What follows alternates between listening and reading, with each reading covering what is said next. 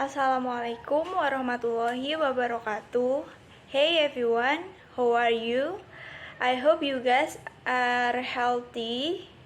In this video, I want to share about aeration and wastewater treatment. Basically, aeration is the process of treating wastewater by adding oxygen or air to the water, by bringing the air and water into contact. In addition, there is also a mention that wastewater treatment with an aeration system means adding oxygen level in the water to carry out the microbial breeding process, so that the biological oxidation process runs smoothly and efficiently. The purpose of wastewater treatment with aeration system are lowering the level of carbon dioxide contained in wastewater, increasing the amount of oxygen, so that the process of oxidation and decomposition of bacteria is maximized. Eliminate chemical compound that can affect the smell and taste of water, such as methanol, hydrogen sulfide, or other volatile compound in water. Wastewater treatment with an aeration system has several important functions, namely minimize the presence of contaminants in the water, the process of oxygen circulation at the top with the bottom of the water, move water more quickly to areas where there is no aeration, dissolve oxygen level directly in water. Natural aeration is not only artificial but also natural.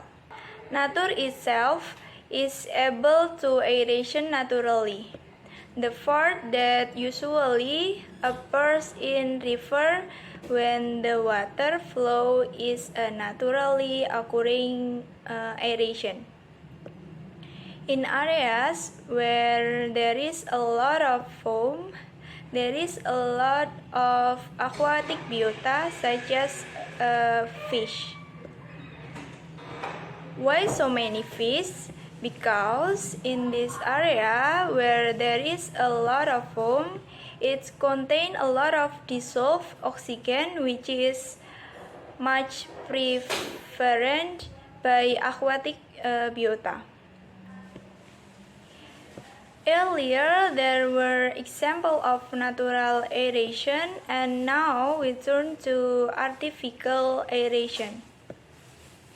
One example is an aquarium aerator, which is usually available in an aquarium, which is a device that produces bubble in the aquarium.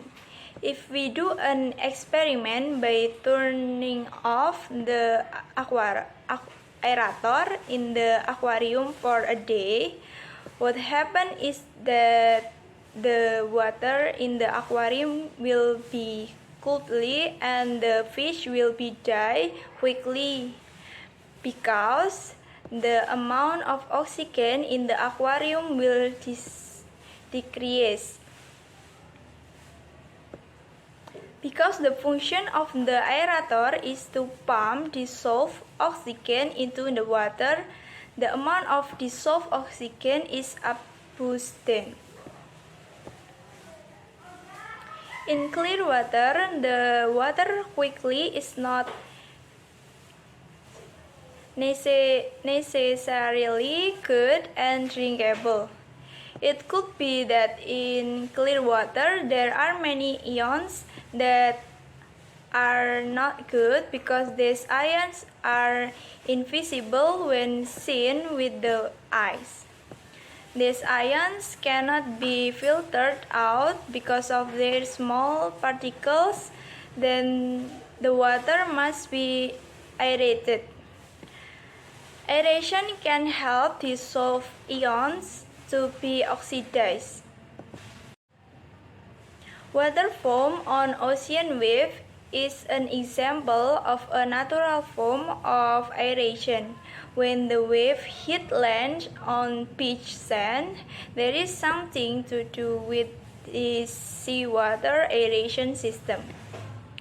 The beach sand is white and fine because the seawater contains ionic salts such as sodium chloride, magnesium chloride, potassium, sodium, and manganese. When the ions meet in the sea with air, its oxygen, there will be an aeration system. And this phenomenon is very beneficial for marine biota. Always there clean, safe, and abundant water, the essence of life. We need every day, but we often forget that safe drinking water starts way before it gets to our tap. Before reaching our home, the water comes from various places such as river, lakes, and groundwater. We used to use the water for drinking, but without us realizing it, many of our activities are damaging and polluting the environment, which cause the water to be polluted. Did you know what small floating particle in drinking water can make you sick? Imagine we have a super powerful microscope and we can zoom into them. We can find small floating particles. One of the very practical way to clean turbid water is called flocculation.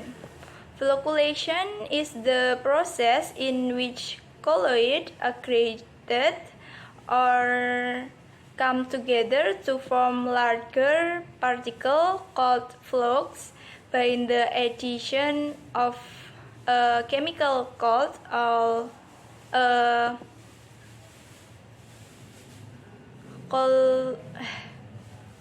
flocculant.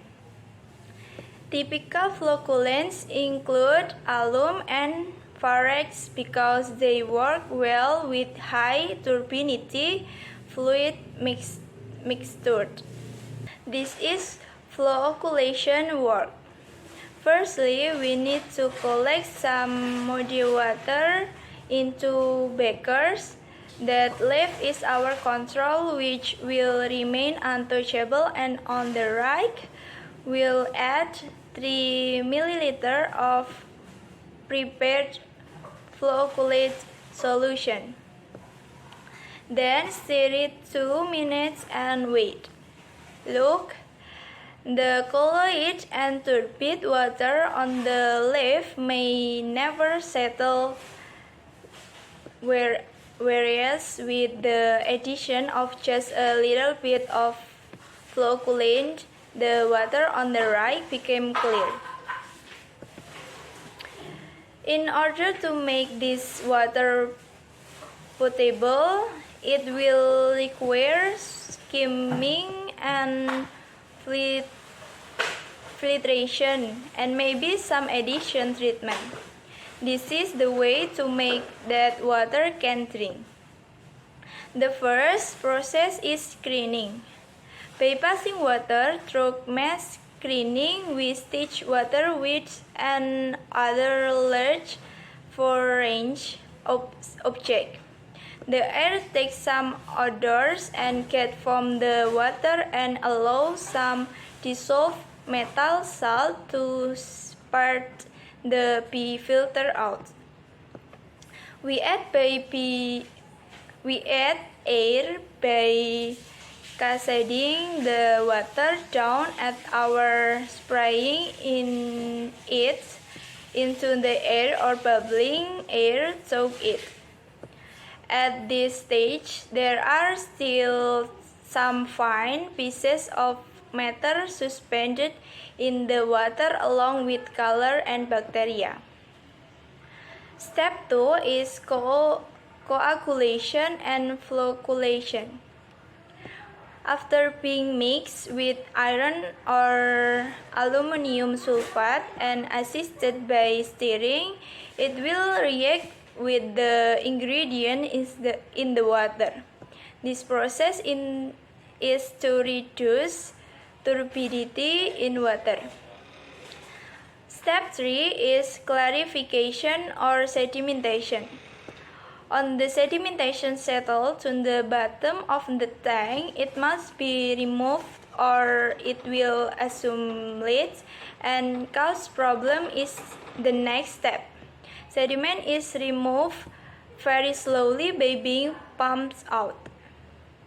Step 4 is filtration.